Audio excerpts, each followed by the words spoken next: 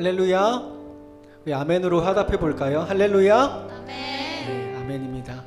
12시 연합마을 예배에 나온 모든 친구들 그리고 목자님들을 주님의 이름으로 환영합니다. 우리 앞뒤 좌우로 서로에게 이렇게 인사했으면 좋겠는데요. 그리고 온라인으로 홀로 예배하고 있는 예배자분들도 자기 자신을 향해서 이렇게 고백했으면 좋겠습니다. 빛이신 주님께 나아갑시다. 고백해 봅시다. 빛이신 주님께 나아갑시다. 네. 주님이 우리의 빛으로 찾아오셨습니다.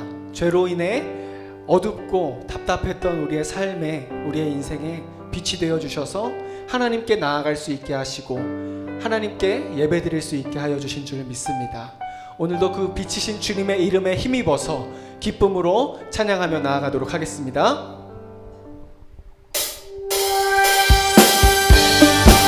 우리 모두 자리에서 일어나서 내게로 나오라, 더 가까이 나오라 말씀하시는 주님의 이름을 함께 높여드립니다.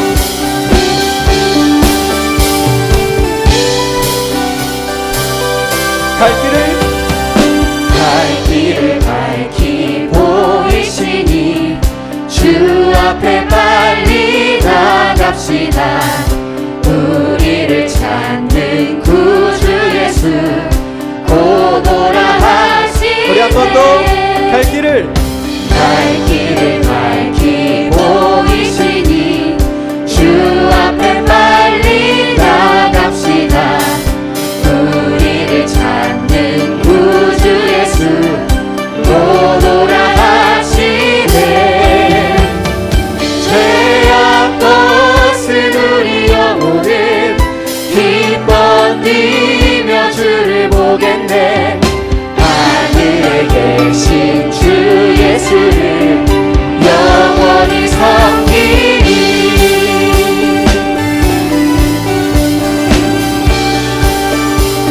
우리를 오라 하시는 말, 우리를 오라 하시는 말 기쁘게 듣고 순종하세.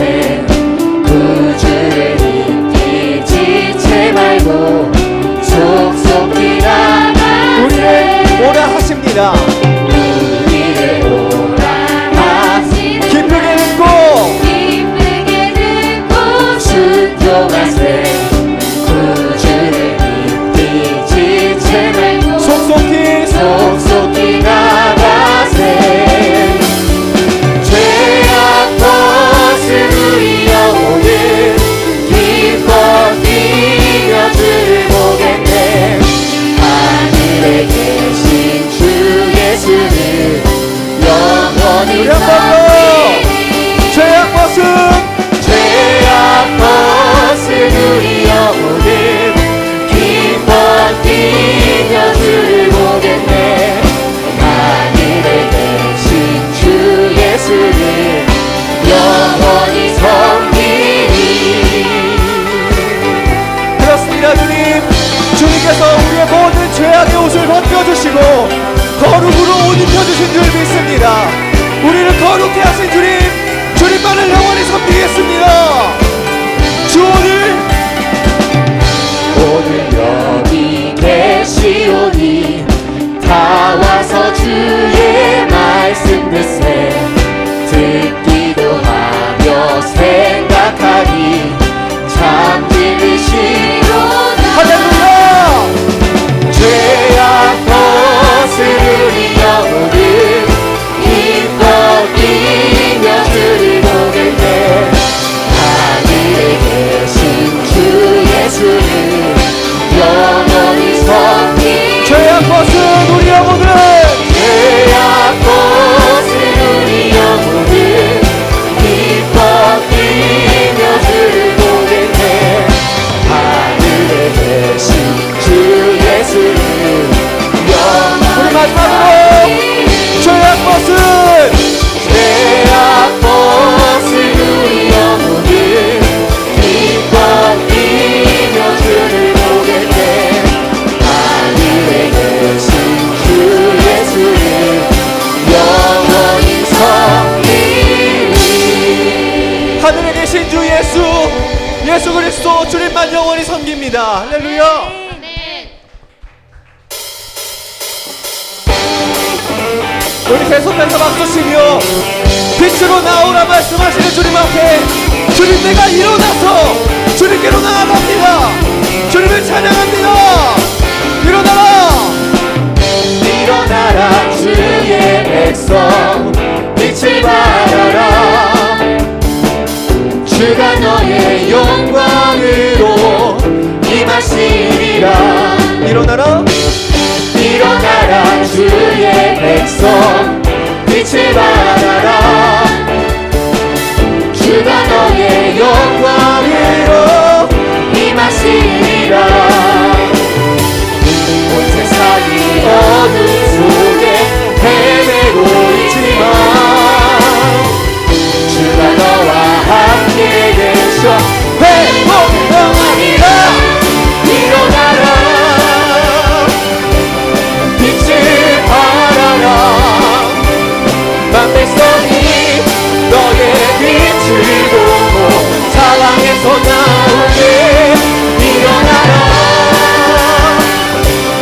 빛을 발하라 만 백성이 자유함을 얻어 기뻐하리로다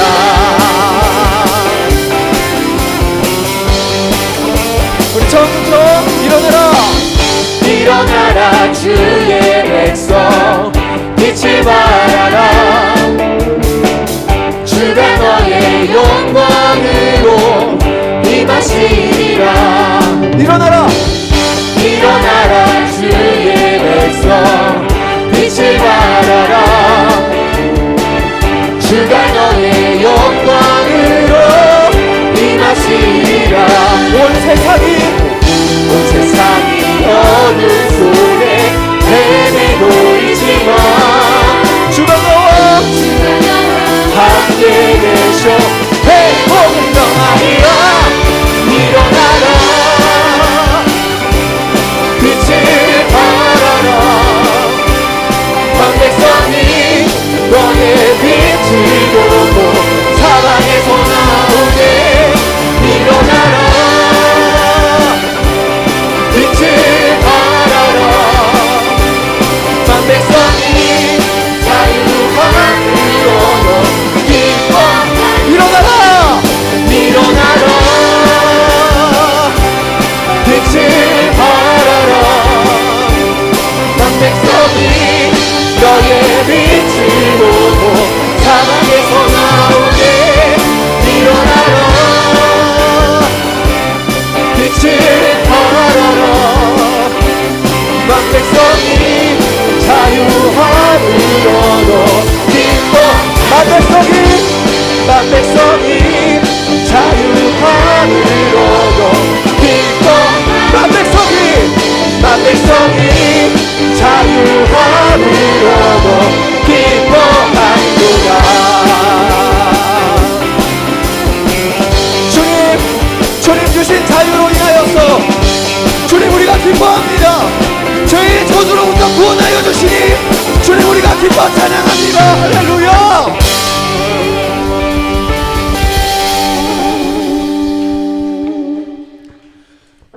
그렇습니다.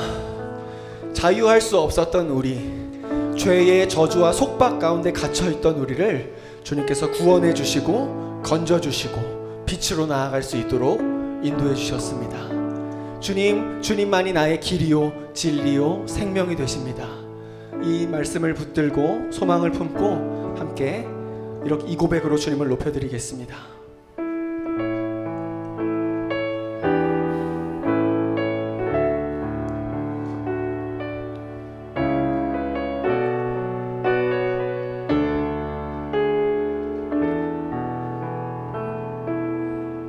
주가 보이신 생명의 길 나 주님과 함께 상한 마음을 들이며 주님 앞에 나가리 나의 외로움이 되신 주 그 이름 예수 나의 길이 되신 이름 예수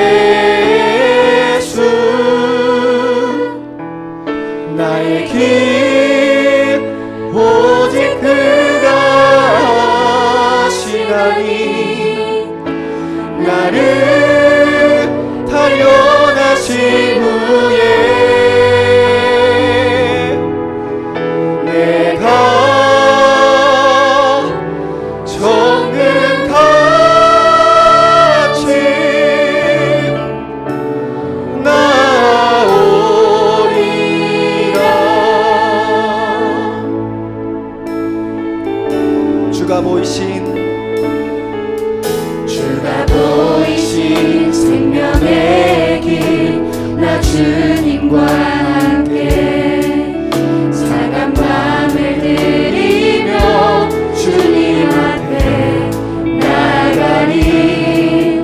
나의 의로움이 되신 주 그 이름 예수. 나의 길이 되신 이름 예수. 나의 길 오직 그가 아시나니. 나를 단련하신 후에 내가 정금같이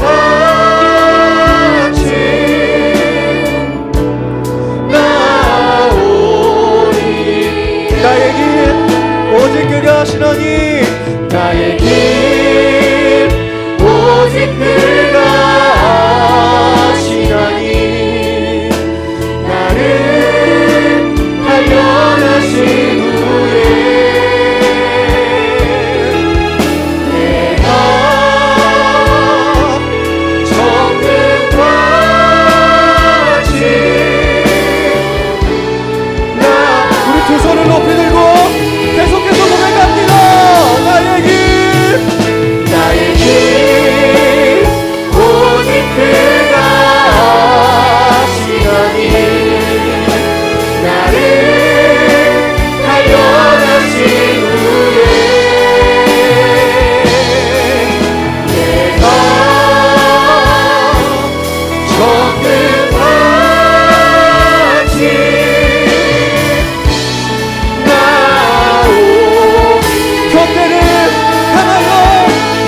교대를 향하여 그리스도 예수 안에서 푸른 세상을 위하여 달려가노라. 이전에 있는 것은 모두 잊어버리고 앞에 계신 그리스도께로 달려가. 교대를 향하여 그리스도 예수 안에서 푸른 세상을 위하여 달려가노라. 이전에 있는 것은 모두 잊어버리고 앞에 계신 우리 마지막으로 고백합니다. 교대를 향하여 달려갑니다. 교대를 향하여 그리스도 예수 안에서 푸른 세상을 위하여 달려가노라. 이전에 있는 것은 모두 잊어버리고 앞에 계신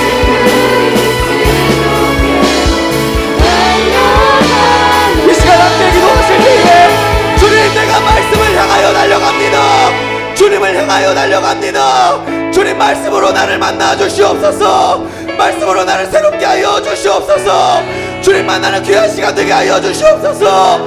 주님의 이름 한번 부르시고 기도하며 나아갑니다. 주여,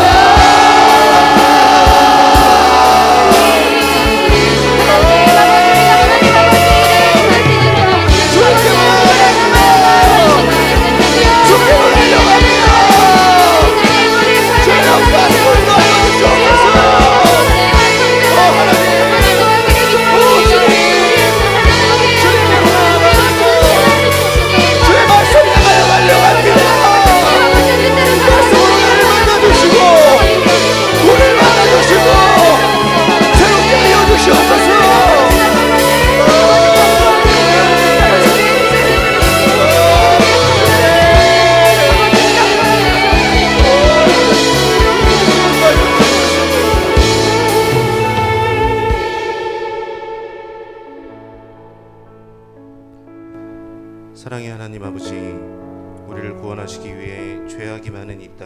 가장 낮은 모습으로 오신 예수님의 사랑하심과 구원하심에 감사를 드립니다. 주님의 자녀로 살아가게 하시고 주님 전에 나와 예배할 수 있음이 기쁨이고 축복임을 고백합니다. 하나님, 우리에게 허락하신 레위기 말씀을 통해 강조하신 거룩함에 대해 묵상하며 기도드립니다. 너희는 거룩하라라는 명령을 통해 우리 모두가 각자 하나님의 앞에서 죄와 허물, 부정을 해결하여 정결하고 허물과 죄가 없는 거룩한 존재가 되길 소망합니다. 우리의 죄를 해결하기 위해 우리에게 허락하신 오늘날의 제사, 예배를 온전히 드리며 나아가길 원합니다. 누룩을 버리고 진실함이 오늘 우리 예배의 중심이 되길 원합니다. 또한 왕과 같은 제사장으로 저희를 임명하시고 저희가 속한 전체 공동체까지 거룩을 지키라 명하신 하나님의 말씀을 묵상하며 기도합니다. 저희들 각자의 내면의 죄를 정결케 할 뿐만 아니라 저희가 속한 공동체 전체가 안전하고 건강하게 살아가도록 힘써 기도하는 우리 청소년들이 될 수 있길 기도합니다. 이웃의 삶을 위해 책임 있는 삶을 사는 우리 모두가 될 수 있길 소망하며 가정에서, 학교에서, 우리의 삶의 모든 곳에서 거룩함이 드러날 수 있길 기도합니다. 한 주간의 삶을 통해 구원받은 자의 기쁨을 누리게 하신 하나님 아버지께 구별하여 준비된 예물을 봉헌합니다. 우리의 중심을 살피시고 기뻐 받아주시옵소서. 예배를 돕는 많은 손길들 위해 주님께서 기름 부어주시고 저들의 노고와 헌신이 하나도 헛되지 않도록 주님 도와주시옵소서. 말씀 전하실 우리 이상현 목사님, 이 시간 성령 충만함을 더하여 주셔서 말씀 선포하실 때 저희들 말씀이 들리게 하시고 진심으로 우리 모두가 예수님 만나는 귀한 시간이 되도록 성령님께서 역사하여 주시길 바랍니다. 주의 보좌로 나아갈 때 나 여전히 부족하나 자격 없는 우리를 품으시고 십자가의 보혈, 완전하신 사랑으로 나아갈 수 있도록 허락하신 예수님의 이름으로 기도드리옵나이다. 아멘.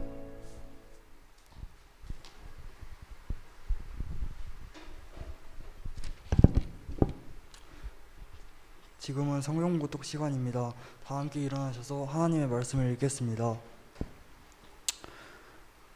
여호와께서 모세와 아론에게 말씀하여 이르시되 내가 내게 기업으로 주는 가나안 땅에 너희가 이를 때에 너희 기업의 땅에서 어떤 집에 나병 색점을 발생하게 하거든 그 집 주인은 제사장에게 가서 말하여 알리기를 무슨 색점이 집에 생겼다 할 것이요 제사장은 그 색점을 살펴보러 가기 전에 그 집 안에 있는 모든 것이 부정을 면하게 하기 위하여 그 집을 비우도록 명령한 후에 들어가서 그 집을 볼지니 그 색점을 볼 때 그 집 벽에 푸르거나 붉은 무늬의 색점이 있어 벽보다 우묵하면 제사장은 그 집 문으로 나와 그 집을 이레 동안 폐쇄하였다가 이레 만에 또 가서 살펴볼 것이요 그 색점이 벽에 퍼졌으면 그는 명령하여 색점 있는 돌을 빼내어 상밖 부정한 곳에 버리게 하고 또 집안 사방을 긁게 하고 그 긁은 흙을 상밖 부정한 곳에 쏟아버리게 할 것이요 그들은 다른 돌로 그 돌을 대신하며 다른 흙으로 집에 바를지니라.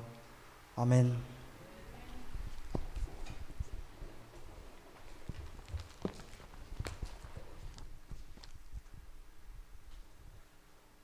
네, 자리에 앉겠습니다. 안녕하세요.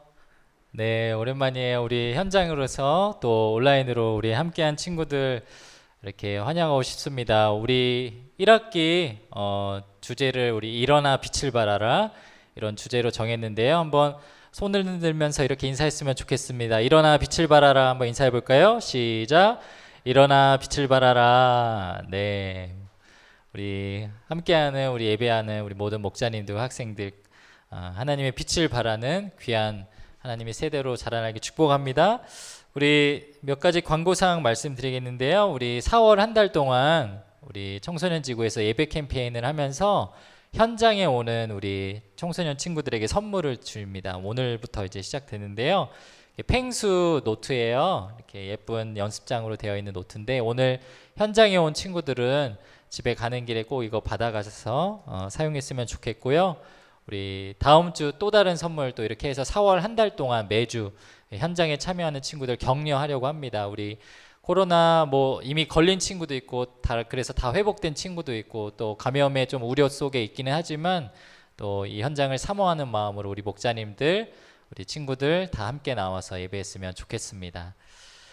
오늘 레위기서 말씀 가지고 우리 삶의 자리에서도 예배자로 살아야 합니다. 이런 제목으로 하나님 말씀 나눌 텐데요. 그 전에 우리 한번 말씀 듣기 전에 우리 하나님 말씀 참 잘 듣겠습니다. 이런 마음으로 한번 구호 한번 외쳤으면 좋겠거든요. 그래서 목사님 제가 말씀의 자리로 나아갑니다라고 하면은 여러분들이 노란색 글씨 고백하는 마음으로 같이 외치면 좋겠습니다. 말씀의 자리로 나아갑니다.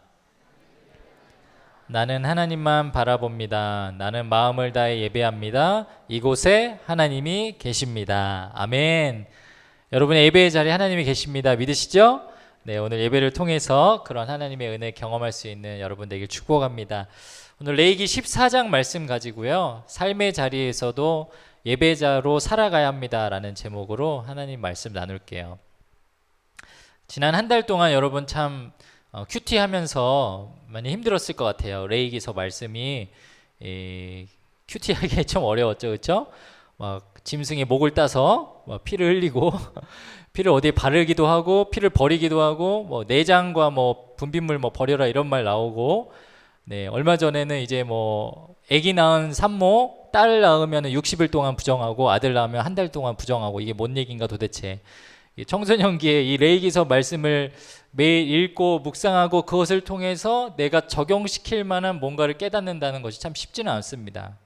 근데 레위기서는요 사실 이 모든 그 27장으로 구성되어 있는 이 말씀이 여러분이 드리는 예배하고 굉장히 깊이 연관이 되어 있습니다.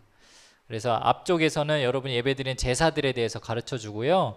오늘 우리가 읽은 이 레위기서의 후반부에는 삶 속에서 우리가 살아갈 때 하나님의 사람으로서 어떻게 살아가야 될지 가르쳐주는 것들이 기록되어 있어요. 특별히 오늘 14장 말씀은 이제 본격적으로 하나님이 삶의 자리에서부터 어떻게 거룩하게 살아가야 하는지 오늘 설교 제목처럼 어떻게 예배자로 살아가야 하는지 그것을 강조하고 우리에게 가르쳐주고 있습니다.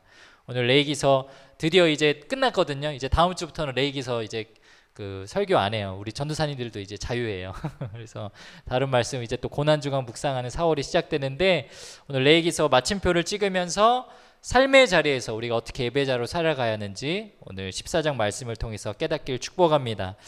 우리는 삶의 자리에서도 하나님의 사람으로 예배자로 살아가야 합니다. 그럼 어떻게 우리가 그렇게 살아갈 수 있을까요? 첫 번째로는 가정에서 일어나는 죄악을 경계해야 합니다. 한번 따라해 볼까요? 가정에서 일어나는 죄악을 경계해야 합니다.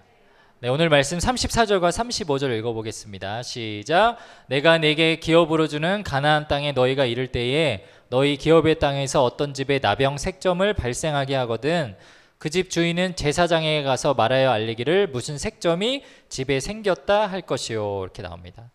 하나님 오늘 말씀을 시작하면서 집에 생기는 나병 색점이 있다라고 말씀하십니다. 나병 색점이 요즘 우리말로 하면은 곰팡이입니다. 그럼 레위기 14장은 집에 곰팡이가 생겼을 때 그 곰팡이를 어떻게 청소해야 되는지 집안 청소에 대한 교훈을 주시는 말씀이냐? 이제 그런 게 아니죠. 이제 레위기 구조를 생각하면 왜 이 말씀을 주시는지 우리가 충분히 이해할 수 있어요. 레위기 구조가 이렇게 되어 있거든요. 1장부터 10장까지는 이 번제부터 시작해서 뭐 속죄제, 속건제, 화목제 이런 것들 우리가 어떻게 예배드려야 되는 제사법들에 대해서 나오고요. 우리가 읽은 11장부터 마지막 장까지는 그 제사 드리고 예배 드리고 거룩하게 구별된 그 백성들이 월, 화, 수, 목, 금, 토 이 평일 동안 어떻게 거룩하게 살아가야 되는지 그 삶의 자리에서 지켜야 될 율법들을 가르쳐 주세요. 쉽게 말하면 우리가 거룩하게 살아가기 위해서 도움을 주는 그런 본문이라는 거죠. 오늘 우리는 그동안 말씀을 들으면서 지난주 나병 환자 이야기를 들으면서 몸에 생겨난 질병을 주는 것도 사실은 내가 지금 죄 가운데 있구나, 내가 죄가 있구나, 하나님 앞에 회개해야 되는구나 이런 사인을 주시는 것으로 우리가 배움을 받았습니다. 그리고 오늘 드디어 하나님께서는 집에 생겨난 곰팡이로 우리에게 어떤 사인을 주신다라고 말씀해 주시죠. 14장 36절을 보니까요. 레위기 14장 36절에 곰팡이가 생겨났을 때 하나님이 이 사람들에게 명령하는 겁니다. 제사장은 사람들에게 그 집을 비우라고 명령하여라. 사람들은 제사장이 그 집에 들어가서 곰팡이를 자세히 살펴보기 전까지 그 집을 비워라. 그렇게 하지 않으면 그 다음이 중요해. 뭐라고 하죠? 그 집안에 있는 모든 것이 어떻다? 부정하다.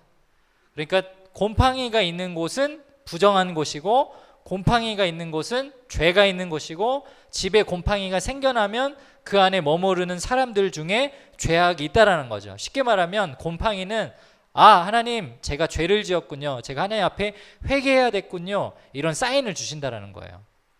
이 성경을 우리가 어떻게 이해하고 적용해야 합니까? 이거 읽은 그대로 해석하면 안 되죠. 뜨르릉 전화해가지고 전도사님, 목사님, 저 12시 중등마을 박재현인데요. 저희 집에 곰팡이가 생겼거든요. 헐, 일단은 성경대로 일주일 동안 집을 비워야 돼. 엄마, 아버지 계시니? 당황하지 말고 집에 강아지, 아니 거북이 키우지? 그거까지 싹 다 데리고 집 밖으로 나가라잉. 일주일 동안 들어오면 안 된다잉. 그 일주일 뒤에 전화하는 거예요. 내가 지금 집에 가볼 건데 지금 만약에 집에 곰팡이가 남아있잖아? 너네 집 부숴야 돼.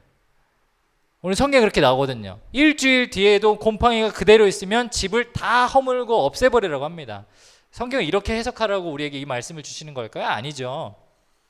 만약 구약 시대에 있었던 특히 레위기서에 있는 말씀들을 우리가 있는 그대로 해석하고 받아들이면요, 살면서 피곤한 게 엄청 많습니다. 몇 가지 얘기를 들으면 여러분 새우 못 먹어요. 그 맛있는 새우튀김 못 먹어요. 그리고 동물 중에 발굽 갈라진 동물 그 부정하다 그러거든요. 발굽 갈라진 동물 중에 대표적으로 뭐가 있어요? 돼지고기 못 먹어요. 여러분 그렇게 살 수 있어요? 김치찌개에 돼지고기 안 들어가면 어떡합니까? 못 먹잖아요, 여러분. 우리가 구약 성경을 있는 그대로 받아들이는 게 아니고 이것을 통해서 하시고자 하는 하나님의 뜻을 알아야 되는 거죠. 자, 레위기서는 제가 뭐라 그랬죠? 레위기서는 예배에 대해서 가르쳐주는 말씀이라 그랬어요. 그래서 1장부터 10장까지 제사에 대해서 막 가르쳐주면서 우리한테 굉장히 이런 부분을 강조합니다. 예배를 제대로 드려야 된다. 정결해져야 된다. 절대로 하나님 앞에 예배 드릴 때 흠없는 곳으로 나오면 안 된다. 정돈되어서 예배 드려야 된다. 이런 예배에 대한 가르침을 계속해서 준다라고 했습니다. 그런데 사실은 그 성막에서 그 당시 구약시대 사람들이 제사 드리는 것의 한계를 하나님이 인정하시는 거예요. 왜 그러느냐? 계속 제사를 잘 드렸으면, 예배를 잘 드렸으면 내 집에 곰팡이가 피어나면 안 되죠. 내가 항상 의로움으로 살았다라면, 성막에서 제사 드리는 것만으로 내가 완전하게 깨끗하게 되었다면 내가 사는 집이나 내가 사는 학교나 내가 걸어가는 삶의 자리 어디에서도 죄가 드러나면 안 되죠. 근데 하나님 뭐라고 말씀합니까? 곰팡이가 피어난다라는 거예요. 이 말씀은 다시 말하면 그 당시 구약시대 광야 시대에서 맨날 구름기둥 불기둥 보면서 하나님과 같이 지냈던 이스라엘 백성들, 성막에 거하시는 하나님의 언약궤를 봤던 백성들, 심지어는 하나님 앞에 이스라엘이다 들어라 이런 하나님의 육성의 메시지를, 음성을 들었던 사람들인데, 그 사람들이 장차 후에 가나안 땅에 가서 집을 짓고 터를 잡고 살아갈 때 그들 역시도 죄 짓고 살았다라는 거죠. 다시 말하면 여러분과 저도 예외 없이 하나님 앞에 그 죄가 노출될 수 있다는 거예요. 그래서 하나님께서는 다른 어떤 것보다 가정에서부터, 너희가 거하는 그 가장 밑바닥인 집안 공동체로서부터, 집에서부터 연약한 죄가 일어날 수 있으니 조심하고 또 조심해라라고 가르쳐주는 겁니다.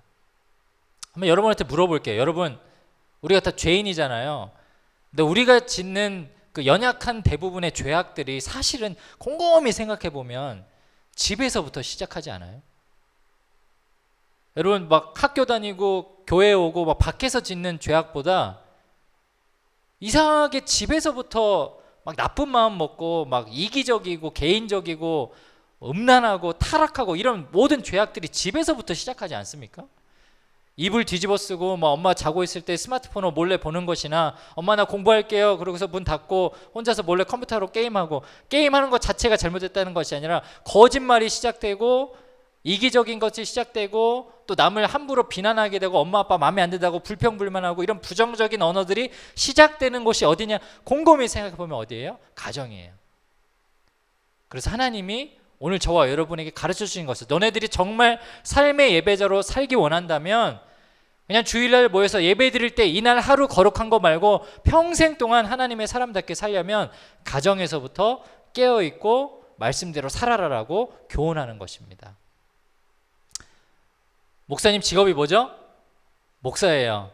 목회자예요. 우리 박지현 전사님 전도사님이고 다 목회자예요. 여러분 목회자들은 집에서 어떻게 살까요? 굉장히 거룩하겠죠. 집에 들어갈 때 막 벨 누를 때도 하나님 우리 집을 보혈의 피로 덮습니다. 비밀번호 누르면서 오늘 우리 집 가운데 하나님의 은혜가 있길 충만합니다. 문 딱 열면서도 얘들아 아빠 왔다 기도하자. 제가 이럴까요? 저도 사람이기 때문에 죄인이기 때문에 사실 부끄럽지만 저의 가장 민낯이 가장 더럽고 연약한 모습이 드러나는 때가 언제냐면 가정에 있을 때예요. 참 부끄러운 고백인데 그래서 사실 목사님 집에 있는 모습을 막 함부로 누군가 CCTV로 찍어서 여러분한테 보여준다면 미안한 얘기지만 여러분 다 실족하고 실망할 겁니다. 목사님 저 앞에서는 막 그렇게 은혜로운 척 하더니 집에서 뭐 나보다도 못하네 이런 말들이 진짜 나올 거예요. 목사님 결혼하고서 얼마 안 되었을 때 신혼 초에 저희 목사님 제 아내가 저보다 7살 어리거든요. 네, 제가 죄인입니다. 잘못했습니다. 반대로 7살 어린 그 여자분은 뭐 좋다고 그만큼 좋으니까 저랑 결혼하자고 했겠죠? 네. 수습이 안 되네. 네. 어쨌든 결혼했는데 뭐 저는 목회자로 살기로 결단했어요. 그게 사는 거고.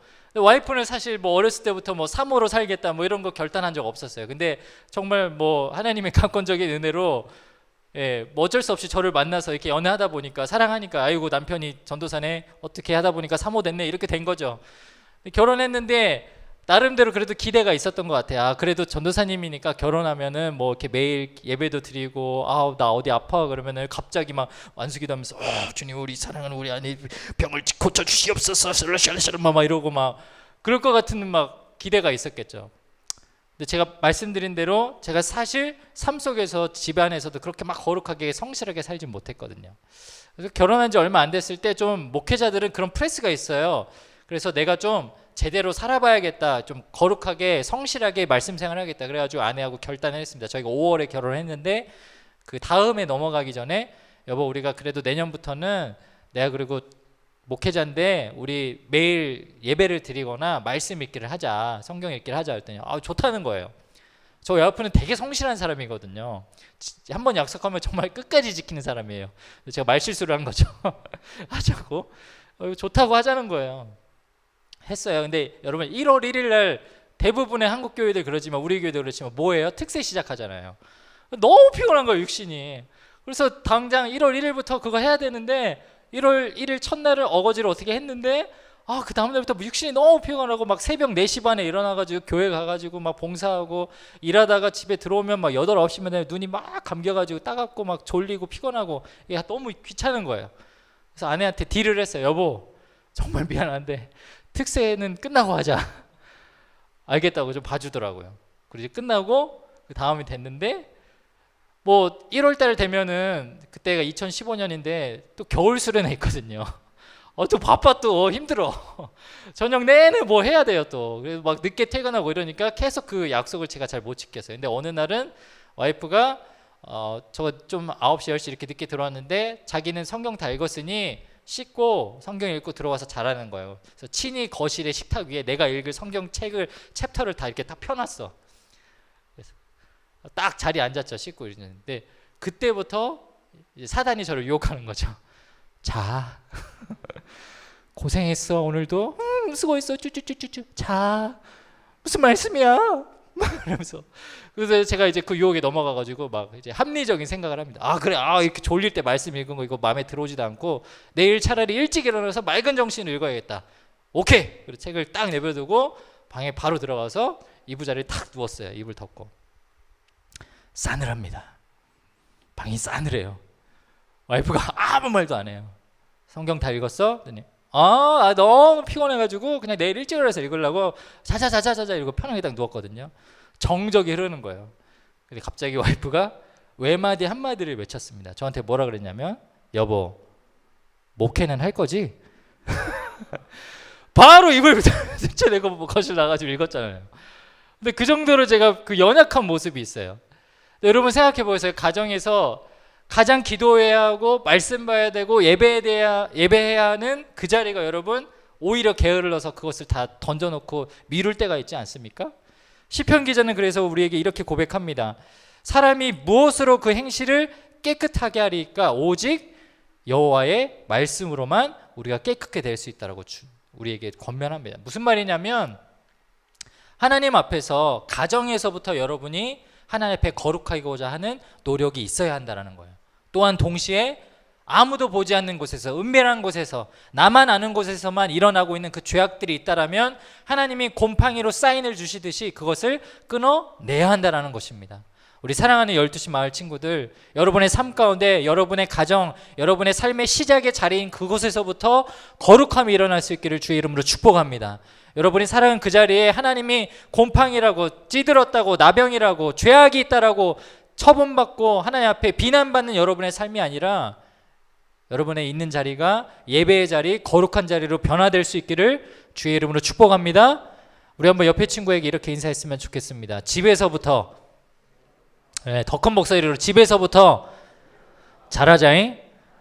집에서부터 잘해야 돼요. 자, 두 번째로 삶의 자리에서도 우리는 예배자로 살아야 합니다. 우리는 어떻게 예배자로 살아갈 수 있을까요? 두 번째로 우리는 거룩하게 살고자 최선의 노력을 해야 합니다. 뭐라고요? 거룩하게 살고자 최선의 노력을 해야 한다. 오늘 44절 45절 말씀에 이렇게 나와 있어요.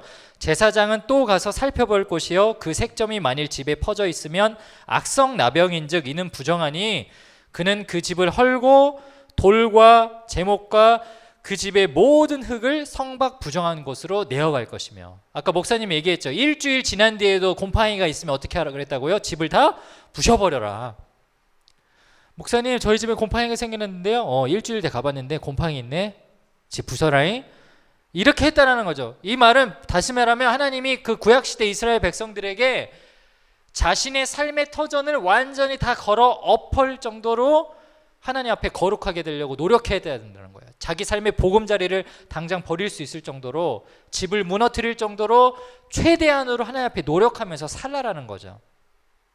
저는 하나님이 우리에게 뭔가 깨닫게 해주시고자 할 때 하나님이 이런 사인을 주신다라고 생각해요.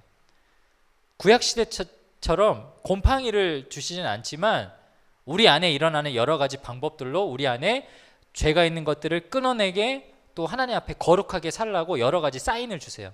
그게 한 3가지 정도 있는 것 같거든요. 한번 표를 보여주시면, 첫 번째는 내 주변에 가까운 사람들이 우리한테 다가와서 얘기를 해주는 거예요.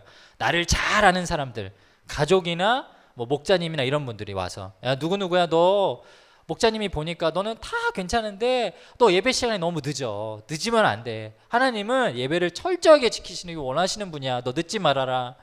누구누구야, 너 예배 시간만 되면 왜 그렇게 조니? 말씀 들을 때 깨어 있어야 돼. 또 기도해야 돼. 이런 조언들을, 신앙적인 조언을 해주시는 분, 우리 곁에서 나를 잘 아시는 분들이 그런 사인을 주죠. 그리고 두 번째는 찬양이나 말씀이나 기도하는 예배의 자리, 나를 전혀 알지 못하는 어느 특정의 누군가가, 혹은 저처럼 설교하는 사람의 메시지를 통해서, 성경의 어느 한 구절을 통해서 그냥 평상시에 읽던 말씀인데 오늘 그게 가슴에 팍 박히는 거예요. 아 맞아, 내가 이렇게 살면 안 되는데. 아 맞아, 내가 가정에서 이렇게 죄악 가운데 있으면 안 되는데. 여러분에게 사인을 주시는 거죠. 이것도 일종의 하나님이 주시는 신호의 방법인 거예요. 근데 마지막 3번째가 있어요. 이게 아주 무서운 거예요. 하나님은요, 여러분들을 가끔 혼내주세요. 질병을 통해 혹은 사고를 통해 하나님이 회초리를 들 때가 있다라는 거죠. 실제로 레위기서 읽어보면 사람들에게 나병이라는 질병을 내려서 그 사람이 다시 한번 정결케 되게끔 하나님이 기회를 주시지 않습니까? 오늘 저와 여러분에게 그런 사인을 주신다는 거예요. 목사님이 2019년에 커다란 교통사고를 한번 당한 적이 있어요. 사진 한번 보여주시면은, 여러분이 봤을 때 오른쪽에 있는 차가 제 차거든요. 저 흰색 차가 저를 들이받은 거예요. 그래서 제 차 뒤 트렁크가 이렇게 다 찌그러지고 뒤 판넬이 쑥 들어가고 범퍼 다 찌그러지고. 저 상황이 어떤 상황이었냐면은 코로나 전에 7월이었고 이제 여름방학을 얼마 앞두지 않은 시기였어요. 여름 수련회도 얼마 남지 않았고. 그래서 제가 그 당시 이제 수지 마을 섬길 때 소현중학교라고 수지에 있는데 상현동에 있는 그 학교 아이들하고 큐티클랜을 하려고 아침 8시에 집 앞에서 나와가지고 차를 몰고 학교를 가는 도중에 사고를 당합니다. 그래서 학교 가기 전에 이렇게 그 학교 이 아이들이 학교에서 큐티클랜을 못하고 심지어 제 차에서 했거든요. 그래서 학교 올라가는 길 아파트에 있는 놀이터에서 모이기로 하고 약속을 하고 제가 가는데 좌회전 신호가 이렇게 켜져가지고 가려고 하는데 왜 좌회전 신호가 좀 길게 켜져 있으면은 운전하시는 분은 알 텐데 왠지 꺼질 것 같은 그런 불안한 느낌 있잖아요. 그래서 왠지 꺼질 것 같아서 악셀을 훅 밟아가지고 제가 제 신호 받아서 들어갔거든요. 근데 문제는 저 뒤에 차도 같은 심정이었던 거지. 똑같이 신호 끊기기 전에 빨리 좌회전 받으려고 악셀을 밟고 쑥 들어왔는데 이렇게 좌회전 하자마자 좁은 차선이었는데 앞차가 꽉 차 있어가지고 걔가 급브레이크를 밟아서 섰거든요. 근데 저분은 차마 브레이크를 밟지도 못하고 저를 악셀 밟은 상태로 그냥 제 차를 확 받아버린 거예요. 제가 허리를 팍 맞아가지고 한동안 일어나지도 못하고 겨우 문을 열고 나왔는데 이제 그만 보였어요. 마음 아파. 심지어 저 차 산지 한 달도 안 됐을 때예요. 얼마나 속상해. 막 그래가지고 막 아파가지고 차에서 내렸는데 뒤에서 내리신 분이 다리를 쩔뚝쩔뚝 저는 거예요. 뭐지 이분이 더 심하게 다쳤나? 알고 봤더니 차에 이렇게 장애인 표시가 있고 본인이 조금 장애가 있으셔가지고 발이 온전하지 못해서 말씀하시기를 말도 조금 어눌하게 하시더라고요. 그래서 저는 순간적으로 이분 진짜 사고를 크게 당하셨는데 원래 장애가 있으신 분이고 말씀하시기를 아 죄송해요 선생님 제가 브레이크를 밟아야 되는데 몸이 좀 불편해서 바로 못 밟았어요. 자기도 인정하는 거예요. 그냥 다 들이받았다고. 너무 이게 막 그 상황이 안타깝기도 한데 화가 나는 거예요. 하나님 너무하지 않습니까? 제가 뭐 어디 놀러 가는 것도 아니고 아침에 그 힘든 소현중학교 다들 안 간다 그래서 내가 그럼 소현중학교 할게요. 전도사님들 다 만류하는데 내가 그거 해가지고 집에서 몇십 분 차로 운전해가지고 애들 만나서 큐티하러 가는 길에 하나님 나를 지켜주고 보호해주지 못할 망정 왜 나에게 이런 사고를 줍니까? 더군다나 한 달밖에 안 된 새 차를 막 이게 모든 게 다 원망이 되는 거죠. 그래서 막 치료 받으면서 오는데 막 당장 수련회는 얼마 남지도 않았고 그때 당시 이제 목사님이 이상현 전사 몸은 괜찮아? 아 너무 아파요. 막 앉아있기도 아파요. 그래? 수련회는 가야 돼? 수련회는 가야죠. 와 너무 힘들어 이러니까 막 그게 다 원망이 되고 기도가 안 되는 거예요. 근데 여러분 수련회 그 우리도 지난 겨울에 했는데 앞두고 한 주 동안 아침에 기도하잖아요. 그때는 다 기도했거든요. 기도하는데 아마 말씀을 보는데 뭐 이게 사실 막 마음이 온전하지 못하니까 기도도 잘 안 나오고 막 힘들었어요. 근데 그날 뭐 어떤 이유가 있었겠지 모르겠는데 기도하는데 갑자기 문득 하나님의 어떤 장면이 떠오르게 해주셨어요. 그게 뭐였냐면 저 사고가 날 때쯤에 제 둘째 아이가 태어났거든요. 둘째 아이 딸이 태어나서 아내는 딸과 조리원에 가서 이제 산후조리를 하고 있었고 제가 첫째 아이를 아침에 출근길에 어린이집에 보내고 그 다음에 저희 이제 장모님이 첫째를 하원에서 집에 데리고 가셔서 보살펴 주시고 제가 퇴근길에 아이를 데리고 집에 가서 재우는 이 생활이 반복되고 있었어요. 근데 그러다 보니까 이제 저희 첫째 아이가 어렸을 때다 보니까 굉장히 떼를 쓰고 할머니 집 가면은 뭐 만화도 보여주고 과자도 먹게 하고 다 풀어주니까 너무 좋은데 세상에서 하나밖에 없는 아빠 너무 좋지만 아빠랑 단둘이 집에 가는 게 불편한 거예요. 그래서 애가 집에 갈 때마다 맨날 떼를 썼거든요. 아, 아빠 할머니에서 그냥 자면 안 돼요. 나 아빠 집에 가기 싫어요. 막 그랬거든요. 근데 제가 애가 힘든 거 아니까 어르고 달래면서 막 엄마는 언제 와 이런 얘기하면 막 마음 미어지니까 아, 괜찮아 엄마 금방 올 거야 미안해 이러면서 달랬는데 어느 날은 제가 너무 그게 막 저도 막 피곤하고 짜증이 나가지고 애한테 화를 냈거든요. 차에 태워가지고 집에 오는데 풍덕천동 그 삼성 아파트에서 저희 집 신봉동까지 가는 거 10분도 안 걸리는데 애가 그날따라 계속 차에 타면서부터 계속 소리 지르는 거야. 안 갈 거야 안 간다고 집에 안 갈 거야 할머니에서 잘 거라고 내려줘 계속 소리 치는데 우리 아이가 목소리 엄청 커요. 그러니까 차 안에서 그게 들으니까 제가 막 신경질 나고 귀가 막 따갑고 그러니까 참다 못해서 제가 소리를 질렀어요. 그만해! 너만 힘들어! 나도 엄마 보고 싶어. 나도 할머니라서 자면 좋아. 그만해. 야 아빠는 안 힘들잖아. 아빠는 지금 너 맨날 데려다주고 너 씻기고 아빠는 뭐야. 그만해. 애가 막 울고 막 난리가 났어요. 제 목소리가 웬만하게 큽니까? 엄청 크거든요 제 목소리. 애가 아마 차에 쩌렁쩌렁 울려가지고 막 울음이 터졌던 것 같아요. 단숨에 집에 와가지고 차를 딱 태우고 내렸는데 웬일? 애가 오줌을 지린 거예요. 근데 문득 그 생각이 팍 나는 게 뭐냐면, 아, 내가 심했구나. 내가 너무 심했구나. 애한테 그냥 훈육한다라는 말로 했을지 모르지만 분명히 저는 알잖아요. 제 감정을 다 쏟아냈고 미워하는 말을 했고 아이를 이해해주지 못하고 품어주지 못했다. 근데 그날 기도를 하는데 그 장면이 딱 떠오르니까 하나님이 제 차를 뒤에서 빡 때린 게 이해가 되는 거예요. 너희 자식, 너 그때 진짜 잘못했어. 너 하나밖에 없는 내 아들한테 네가 너무 심하게 했어라는 것을 깨우쳐 주시는 거죠. 얼마나 엉엉 울고 막 회개했는지 모릅니다. 하나님은요, 우리한테 이런 식으로 사인을 주세요. 특별히 오늘 하나님께서는 집에 그래서 곰팡이를 주신다 말하죠. 이 곰팡이는 부정한 겁니다. 더러운 거예요. 사람의 몸에 가까이 가면은 때로는 질병으로 번질 수도 있습니다. 근데 하나님이 왜 하필 곰팡이일까? 말씀을 준비하는데 계속 곰팡이를 생각해 보다 보니까 이런 생각이 들더라고요. 곰팡이는 우리나라 같이 사계절이 뚜렷하고 고온 다습한 나라에는 어느 지역이나 곰팡이는 다 있습니다. 여러분 집에 가보세요. 여러분 집에 화장실에 음지라든지 여러분 방에 환기가 잘 안 되는 곳이든지 벽 편면에 가면 어디든지 다 곰팡이 쓴 데가 있을 거예요. 근데요, 곰팡이는 쉽게 생기기도 하지만 동시에 아주 쉽게 깨끗하게 없애고 사라지게 할 수 있어요. 환기 한번 하는 것만으로도. 시중에 파는 그 곰팡이 제거제 찍찍 몇 번 뿌리는 것만으로도 그 곰팡이는 사라집니다.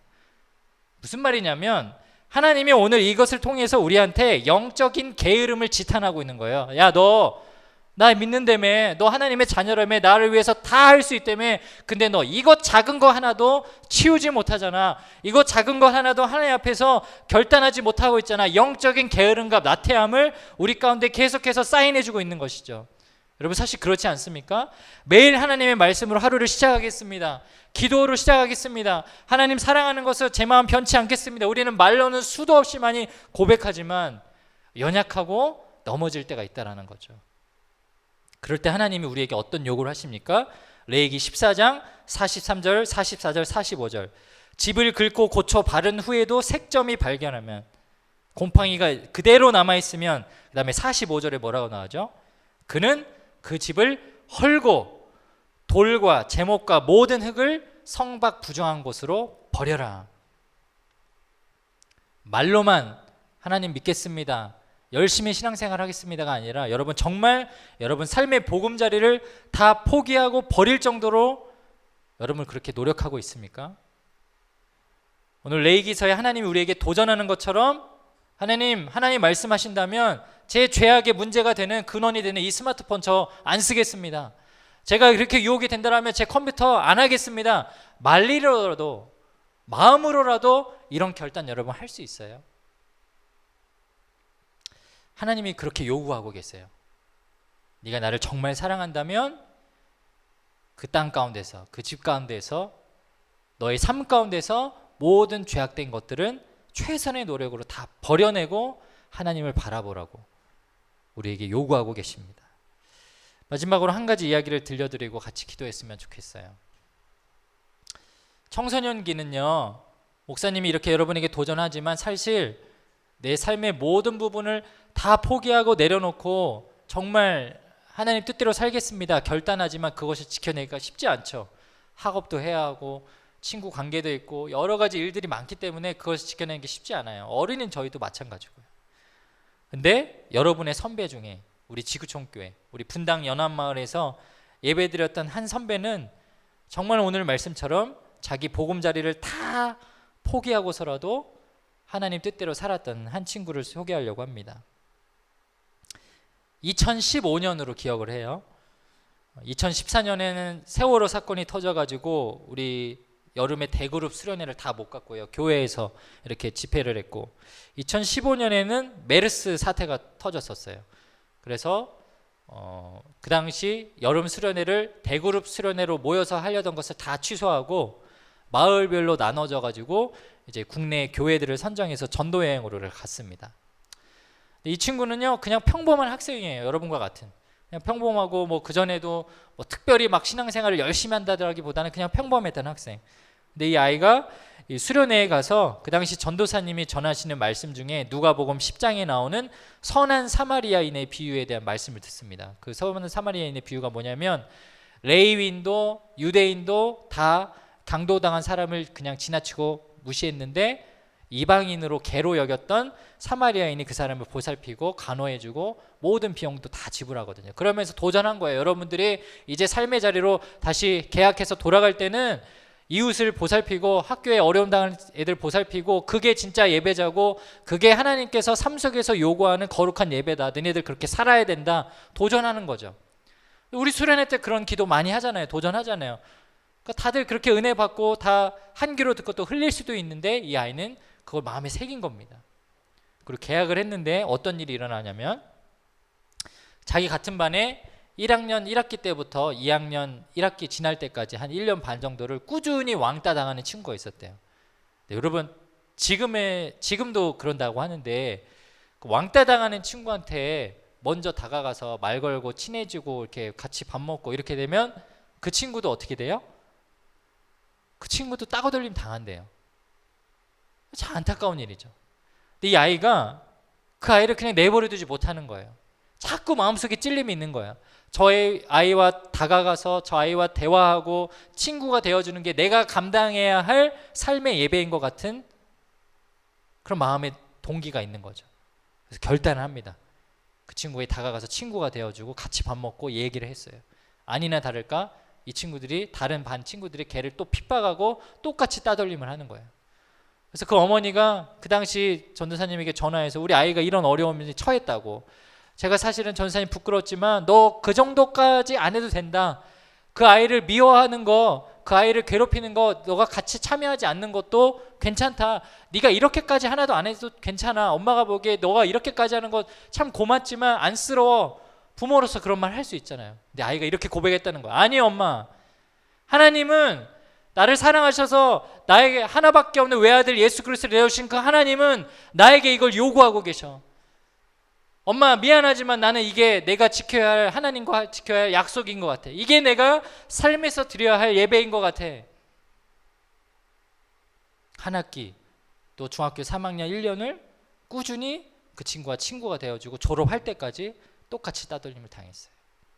지금 어엿한 청년이 돼 있겠죠. 사랑하는 여러분, 하나님이 이 정도 요구하시는 거예요. 여러분이 신앙생활 한다라고 하면, 여러분이 예수 믿는다라고 하면, 내가 정말 하나님 사랑해서 예배자로 살겠노라고 하면 이 정도 결단은 해야 되는 거예요. 내가 좀 손해본다 할지라도 내 집안의 곰팡이로 내 몸 안에 드는 질병으로 어떤 사인을 주신다라고 하면 하나님 제가 지금 회개해야 되는군요. 제가 지금 변화되어야 하는군요. 제가 중학생이지만 고등학생이지만 지금 이렇게 살면 안 되는군요. 변화되어지고 확실하게 하나님 앞에 결단하고 나아가야 한다라는 것입니다. 사랑하는 여러분, 우리 12시 마을에 우리 귀한 우리 청소년 친구들이 여러분 삶에 이렇게 예배자로 살아갈 수 있는 주의 자녀들이 되길 축복합니다. 여러분 가정에 있는 더러운 죄악들 끊어내고 벗어지고 떨어져 나갈 뿐만 아니라 이제는 여러분의 삶이 가는 곳마다 축복의 통로가 되어서 여러분의 손이 닿는 곳마다 발길이 닿는 곳마다 하나님의 사랑으로 거룩해지는 삶의 예배자로 쓰임받을 수 있기를 주의 이름으로 축복합니다. 함께 기도하겠습니다.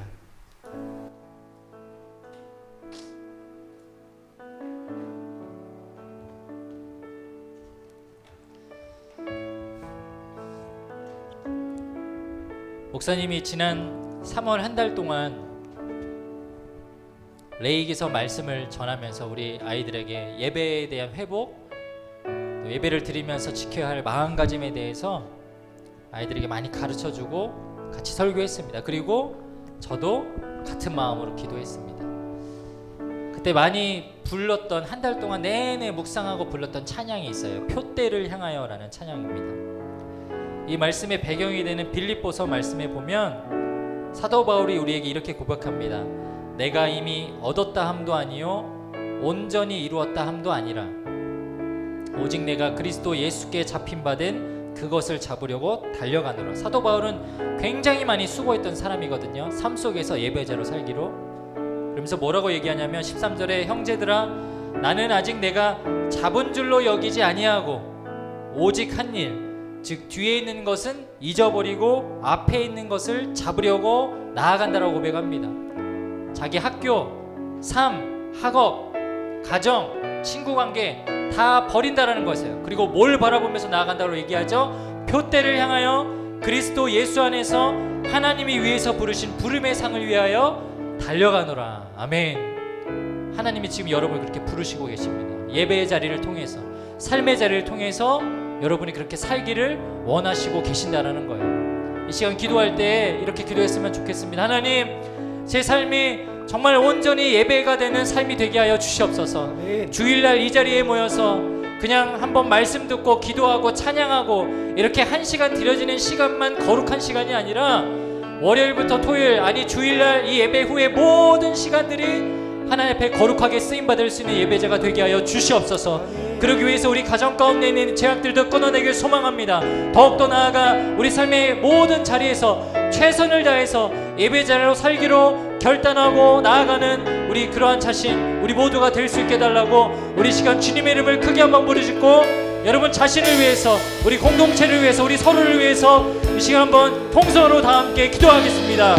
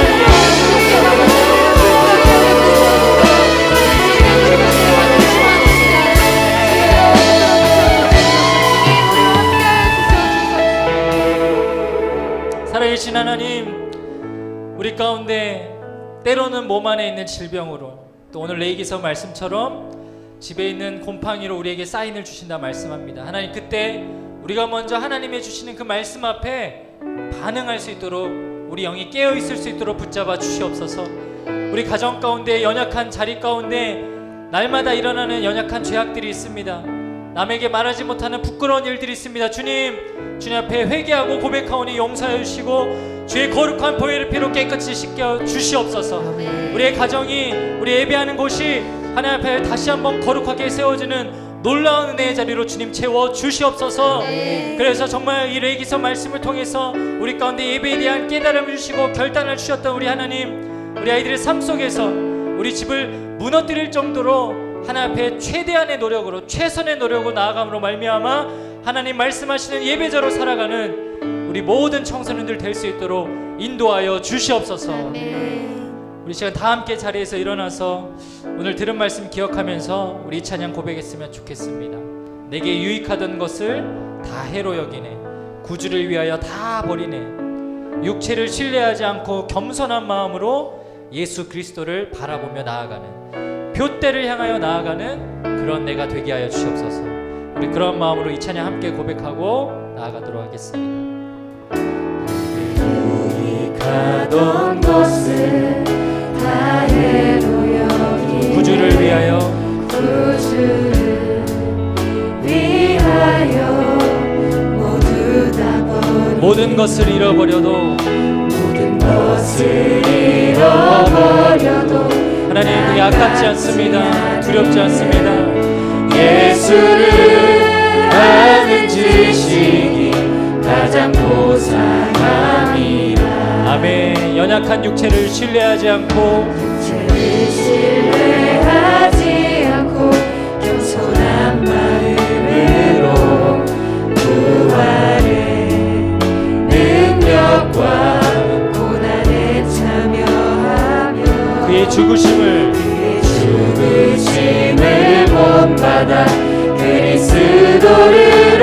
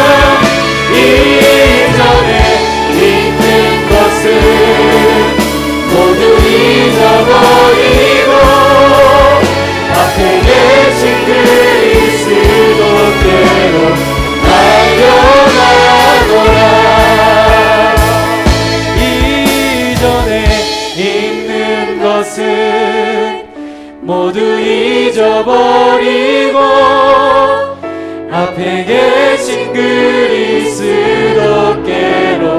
달려가노라. 하나님, 그렇습니다. 우리 삶을 돌아보면 참 연약하고 제약밖에 없습니다. 두려움밖에 없습니다. 걱정밖에 없습니다. 그런 하나님, 오늘 우리에게 말씀합니다. 모든 죄악들을 다 부셔버리고 성문 밖으로 내어 던져버리고 하나님 앞에 다시 나오라고 우리에게 말씀하십니다. 주님, 표대를 향하여 우리를 부르신 예수 그리스도를 바라보며 그 부름의 상을 위하여 이전 것은 다 잊어버리고 이제는 거룩하신 하나님 한 분을 바라보며 나아가는 주의 자녀들이 되게 하여 주시옵소서.